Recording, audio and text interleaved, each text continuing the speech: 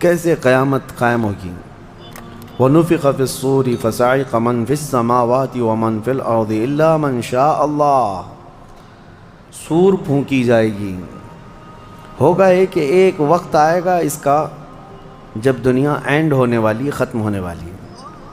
Science بھی آج اس بات کو تسلیم کر رہا ہے کہ یہ جو سولار سسٹم ہے اس کی ایک عمر ہے، اس کی ایک ایج ہے، اس کے بعد یہ ختم ہونے کے قریب آئے گا۔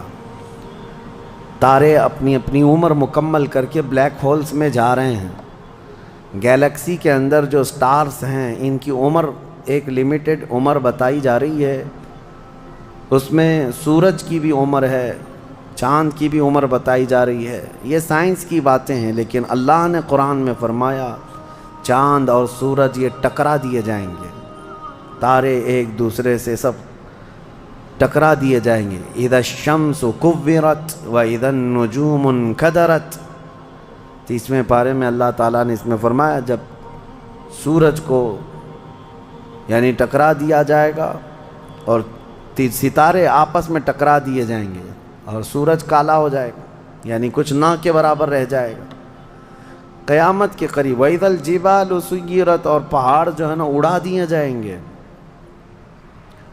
اور سمندروں میں آگ لگا دی جائے گی، زمین پوری ختم کر دی جائے گی۔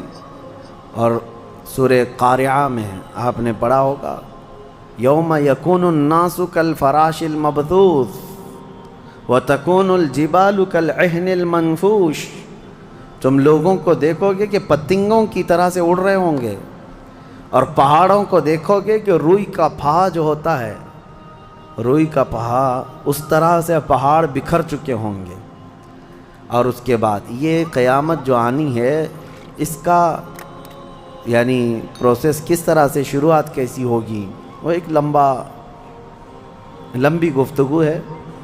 مختصراً عرض کرتا ہوں کہ آیات حضور اکرم صلی اللہ تعالیٰ علیہ وسلم کی احادیث میں جو نشانیاں بیان کی گئی ہیں اس اعتبار سے قیامت کے قریب بڑی بڑی نشانیاں آئیں گی۔ دجال آئے گا، دابۃ الارض آئے گا، یاجوج ماجوج نکلیں گے، پھر اس کے بعد سورج پچھم سے نکلے گا۔ یہ سب بڑی بڑی نشانیاں ہیں۔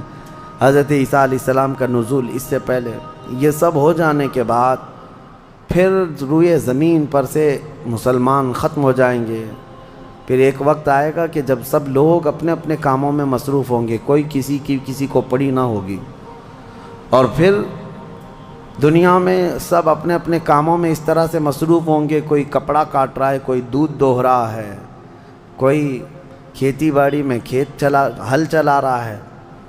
اللہ تعالیٰ قرآن میں فرماتا ہے کہ تم دیکھو گے ان زلزلۃ الساعۃ شیء عظیم یوم ترونها تذہل کل مرضعۃ عما ارضعت وتضع کل ذات حمل حملها، اچانک ایک سور کی آواز آئے گی۔ وہی سور آج ہم نے تلاوت میں پڑھا ہے۔ اسرافیل علیہ السلام اللہ کے ایک فرشتے ہیں، ایک باجے کی شکل کی چیز وہ لے کر کھڑے ہیں، وہ بجانا شروع کریں گے۔ شروع میں دھیمی دھیمی آواز آئے گی اور یہ آواز بڑھتی چلی جائے گی، یہاں تک کہ یہ آواز اتنی سخت ہو جائے گی کہ جو جہاں تھا وہیں کھڑا رہ جائے گا۔ کپڑا کاٹ رہا تھا اس کے ہاتھ سے کینچی گر گئی، جو کھیتی باڑی کر رہا تھا، ہل چلا رہا تھا، وہ وہیں کا وہیں رک جائے گا۔ دودھ دوہنے والا اس کا ہاتھ ویسے ہی رہ جائے گا، یہاں تک کہ حاملہ عورتوں کے پیٹ سے بچہ نکل کر گر جائے گا، جو عورتیں حمل سے ہوں گی۔ اور اس کے بعد پھر ایسی غشی، پھر سب پر موت طاری ہوگی اور زلزلے آئیں گے اور پوری زمین کو ہلا کر کے ختم کر دیا جائے گا۔ یہ قیامت ہے۔ سور پھونکنے پر سارے انسان جتنے روئے زمین پر ہیں سب کے سب ختم ہو جائیں گے۔ اس کے بعد اللہ تعالیٰ فرماتا ہے ثم نفخ فیہ اخری، پھر دوسری بار سور پھونکنے کا حکم ہوگا۔ لیکن کیسے؟ سور جب حضرت اسرافیل علیہ السلام پھونکیں گے، پہلے انسانوں کی موت، پھر یہاں پر جتنی مخلوقات ہیں، جنات ہیں، جانور ہیں، سب کی موت، چرند پرند تو چھوڑے، نباتات، یہ پیڑ پودوں میں کی جان ختم۔ چاند سورج کو جب ختم کر دیا گیا تو پھر کوئی چیز ہی نہیں، ستارے، چاند، سورج سب، بلکہ اللہ تعالیٰ کے جتنے ملائکہ ہیں، جبرائیل امین علیہ السلام سے لے کر دوسرے ایک فرشتے تک، سارے ملائکہ کو بھی موت آئے گی، سب موت کے شکار ہوں گے، اور سارے جب انتقال کر جائیں گے تو پھر بچتا کون ہے؟ صرف حضرت اسرافیل علیہ السلام، جنہوں نے سور پھونکا۔ اب ان کو سور پھونکنے کا حکم جو تھا وہ کہا جائے گا روک دو اب۔ پھر اللہ تعالی حضرت اسرافیل علیہ السلام کو بھی موت طاری کرے گا، اور روح نکالنے والا فرشتہ کون ہے؟ ملک الموت عزرائیل علیہ السلام۔ اب تک یہ سب کی روح نکال چکے ہوں گے، اور پھر اللہ تعالیٰ عزرائیل علیہ السلام کی بھی روح نکال دے گا۔ عزرائیل جو سب کی روح نکالتے ہیں، ان کو بھی موت ہے، ان کو بھی موت ہے۔ اور پھر ہم نے پڑھا کل شیء ہالک الا وجہہ، ہر شے فنا ہو جائے گی سوائے رب العالمین کے۔ کل من علیہا فان ویبقى وجہ ربک ذو الجلال والاکرام، جو کچھ بھی ہے سب فنا ہو جائے گا، تمہارے رب کی ذات صرف باقی رہے گی، کوئی نہیں باقی رہے گا۔ پھر جب مولا کی مرضی ہوگی، رب تبارک و تعالیٰ دوبارہ اسرافیل علیہ السلام کو اٹھائے گا۔ اسرافیل علیہ السلام دوبارہ اٹھیں گے، اور پھر ان سے کہا جائے گا دوبارہ سور پھونکو، پھر سے پھونکو۔ اب جب دوبارہ حضرت اسرافیل علیہ السلام سور پھونکیں گے تو یہ زندگی کا سور ہے۔ پہلے والا یہ نفخہ اولا اس کو کہتے ہیں، وہ موت کا تھا، اور نفخہ ثانیہ حیات کا ہے، زندگی کا ہے۔ اب رب تعالیٰ نے جو وعدہ فرمایا تھا کہ ہم تمہیں موت کے بعد دوبارہ اٹھائیں گے، یہ وعدہ اس وقت پورا ہوگا۔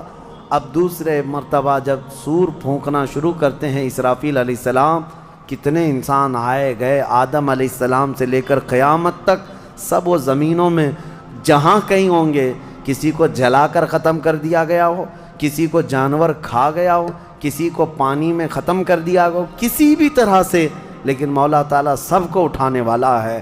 لیکن فرمایا حدیث پاک میں ہے کہ یہ دوسری سور پھونکنے کے بعد سب سے پہلے روئے زمین پر جو اٹھیں گے وہ محمد الرسول اللہ کی ذات۔ میرے آقا صلی اللہ تعالیٰ علیہ وسلم فرماتے ہیں میں اپنی قبر سے اٹھوں گا سب سے پہلے، اور محشر کے میدان کی طرف جو حضور جائیں گے تو فرماتے ہیں حضور صلی اللہ علیہ وسلم اٹھیں گے، ان کے بعد ابو بکر صدیق، ان کے بعد عمر فاروق رضی اللہ تعالیٰ عنہ، پھر ساری کائنات کو اللہ اٹھائے گا۔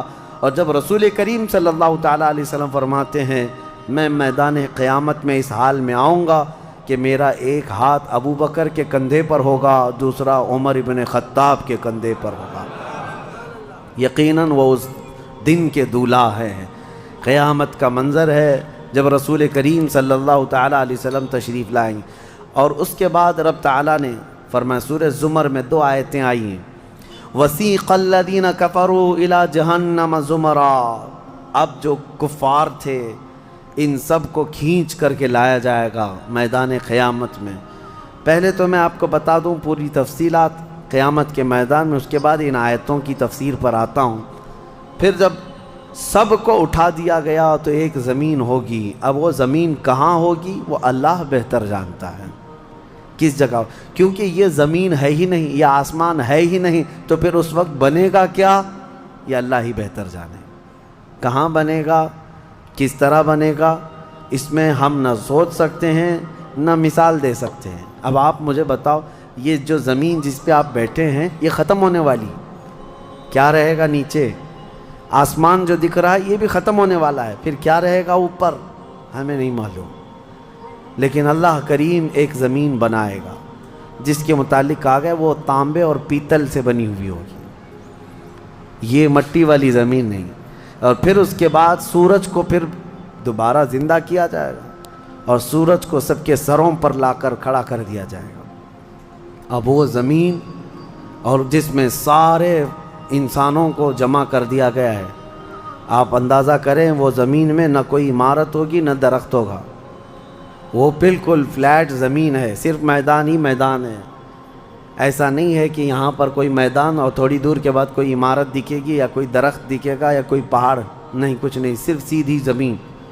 اسی لیے کہ وہاں تم 500 سال بھی اس میدان میں بھاگتے رہو گے تو سائے کے لیے ایک پتا بھی نہیں ملے گا، ایک پتا بھی نہیں، کہاں سایہ حاصل کر سکو۔ لیکن کچھ خوش نصیبوں کے لیے اللہ نے فرمایا کہ عرش کا سایہ انہیں اللہ عطا فرمائے گا۔ وہ کون لوگ ہیں؟ ان میں کئی لوگ ہیں، جس میں سے ایک ہی میں بتاتا ہوں، رجل تعلق قلبہ بالمساجد، وہ ایسا آدمی جس کا دل مسجدوں میں لگا ہوا ہے، قیامت کے دن اسے اللہ عرش کا سایہ عطا فرمائے۔ آپ کی نماز ہو گئی، بیٹھے کیوں ہیں؟ نماز ہو گئی، نماز کے بعد چلے جانا چاہیے، لیکن تمہارا دل مسجد میں لگا ہوا ہے۔ انہی لوگوں کی فضیلت میں ہے جب قیامت کے دن کوئی سایہ نہ ہوگا، ان لوگوں کے لیے اللہ عرش کا سایہ عطا کرے گا۔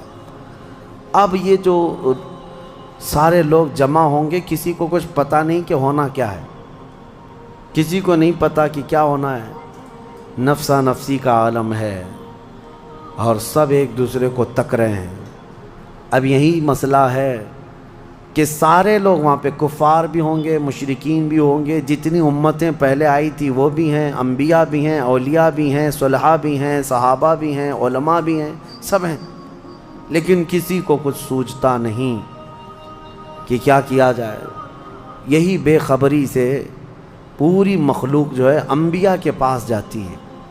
انبیاء میں سب سے پہلے ابو البشر سیدنا آدم علیہ السلام سے کہتے ہیں سارے لوگ، آپ تو ہم سب کے باپ ہیں، ہمارے لیے اللہ کی بارگاہ میں سفارش کریں کہ کچھ ہمارے متعلق کیا حکم ہے وہ پتہ چل جائے، ہمیں کہاں جانا ہے، جنت میں یا دوزخ میں، یہ ابھی پتہ چل جائے، حساب بھی نہیں شروع ہو رہا ہے۔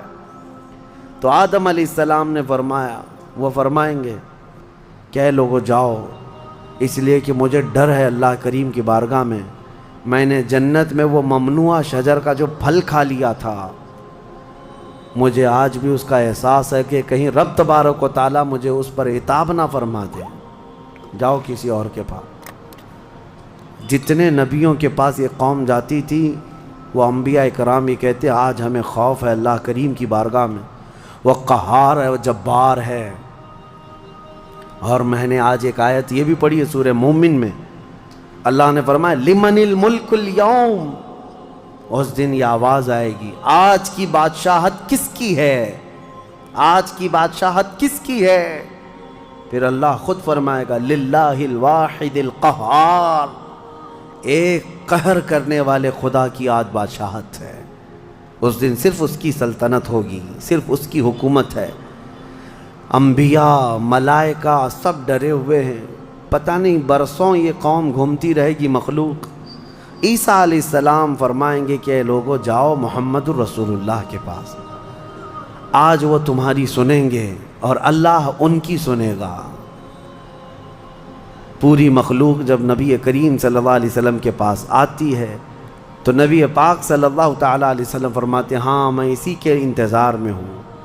پھر حضور صلی اللہ علیہ وسلم سجدے میں گرتے ہیں اور اللہ کو منانے لگتے ہیں کہ مولا ہے تو تیرے بندے، تو حساب تو شروع فرما۔ اس کو کہتے ہیں شفاعت کبریٰ۔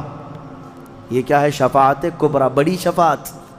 یہ سب کے لیے، کافروں کے لیے، مشرکوں کے لیے، سب کے لیے۔ یعنی حضور کی پہلی شفاعت کس کام کی تھی؟ کہ اللہ حساب تو شروع کرے، یہ شفاعت کبریٰ ہے، حساب شروع کرے مولا تعالیٰ۔ ساری انسانیت کے لیے حضور جب سجدے میں گرتے ہیں، اللہ کریم فرماتا ہے ارفع رأسک یا محمد۔ حضور نے یہ فرمایا ہے کہ اس دن میں سجدے میں ایسی ثنا اور ایسی حمد بیان کروں گا اللہ کی جو آج تک کسی نے نہیں بیان کی ہوگی، اور اسی دن مجھے اللہ وہ تلقین بھی فرمائے گا۔